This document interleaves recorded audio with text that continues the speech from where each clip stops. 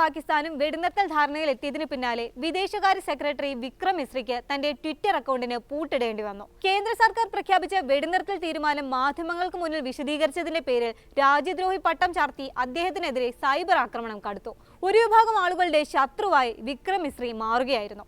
രാജ്യദ്രോഹി, ചതിയൻ, ദേശദ്രോഹി എന്നിങ്ങനെ അധിക്ഷേപിച്ച് അദ്ദേഹത്തിനെതിരെ സോഷ്യൽ മീഡിയയിൽ വിദ്വേഷ പ്രചാരണം കടുത്തു.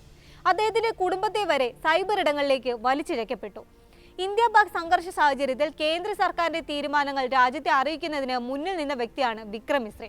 സംഘർഷത്തിന് അയവ് വരുത്തിക്കൊണ്ട് ശനിയാഴ്ച വൈകിട്ടാണ് വെടിനിർത്തൽ പ്രഖ്യാപനം ഉണ്ടാകുന്നത്. ഇരു രാജ്യങ്ങളിലെയും director general of military operations ഒരു ടെലിഫോൺ സംഭാഷണത്തിലൂടെ ധാരണയിലെത്തിയതായും അടുത്ത ചർച്ചകൾ തിങ്കളാഴ്ച ഉച്ചയ്ക്ക് 12 മണിക്ക് നടക്കുമെന്നും മിശ്രി മാധ്യമങ്ങളെ അറിയിച്ചു.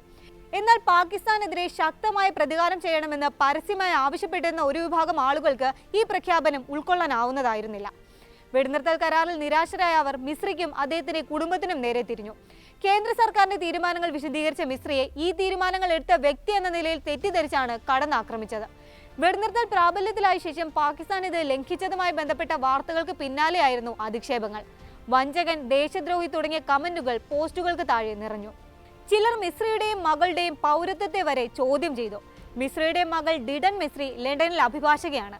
ആഗോള നിയമസ്ഥാപനമായ ഹെർബർട്ട് സ്മിത്ത് ഫ്രീ ഹിൽസിൽ ജോലി ചെയ്തു വരികയാണ് അവർ.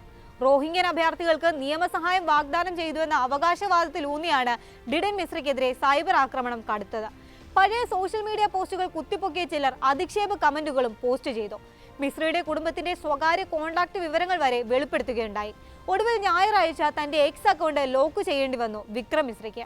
2024 ജൂലൈ 15-നാണ് ഇന്ത്യയുടെ 35ാമത് വിദേശകാര്യ സെക്രട്ടറിയായി വിക്രം മിശ്രി ചുമതലയേൽക്കുന്നത്.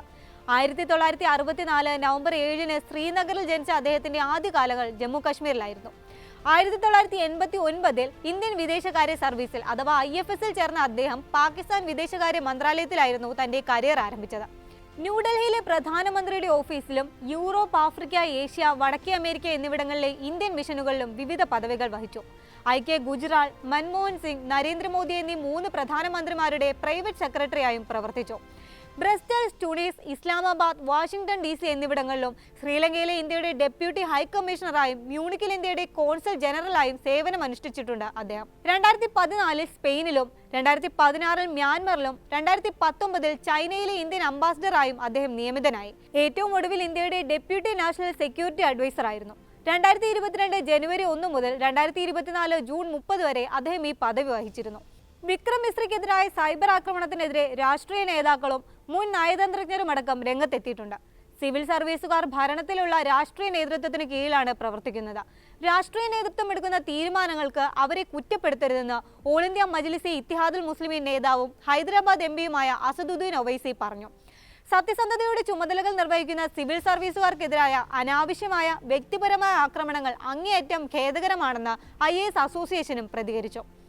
വിക്രം മിശ്രിയുടെ സമർപ്പിത സേവനത്തെയും രാഷ്ട്രത്തിനായുള്ള ശ്രദ്ധേയമായ സംഭാവനകളെയും അംഗീകരിച്ചുകൊണ്ട് ബഹുമാനവും മാന്യതയും നിലനിർത്താൻ എല്ലാവരോടും അഭ്യർത്ഥിക്കുന്നതായി ഇന്ത്യൻ റെയിൽവേ ട്രാഫിക് സർവീസും ഒരു പ്രസ്താവന പുറത്തിറക്കിയിരുന്നു.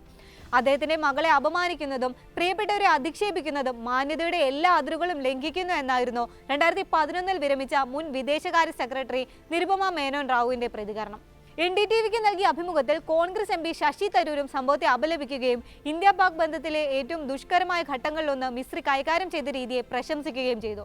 നിരവധി സോഷ്യൽ മീഡിയ ഉപയോക്താക്കളും മിശ്രിയെ പിന്തുണച്ചും അധിക്ഷേപങ്ങളെ പ്രതിരോധിച്ചും രംഗത്തെത്തിയിട്ടുണ്ട്. എന്നാൽ വിദേശകാര്യ സെക്രട്ടറിയെ പ്രതിരോധിച്ച് BJP സർക്കാരോ കേന്ദ്രമന്ത്രിമാരോ രംഗത്തെത്തിയില്ല എന്ന് ചൂണ്ടിക്കാട്ടി വിമർശനങ്ങളും ഒരു ഭാഗത്ത് ഉയർന്നിട്ടുണ്ട്. മുൻപ് പഹൽഗാമിലെ ഭീകരാക്രമണത്തിന്റെ പേരിൽ മുസ്ലിങ്ങളെയും കാശ്മീരികളെയും അധിക്ഷേപിക്കരുതെന്ന് പറഞ്ഞ കൊല്ലപ്പെട്ട നാവികസേനാ ഉദ്യോഗസ്ഥൻ വിനയ് നർവാളിന്റെ ഭാര്യ ഹിമാൻഷി നർവാളും സമാനമായ രീതിയിലാണ് സൈബർ ആക്രമണം നേരിട്ടത്. ദേശീയത മുൻനിർത്തിയായിരുന്നു ഈ വിദ്വേഷ പ്രചാരണങ്ങളെല്ലാം ഒരു വിഭാഗം അഴിച്ചുവിടുന്നത് എന്നത് അങ്ങേയറ്റം ഖേദകരമാണ്.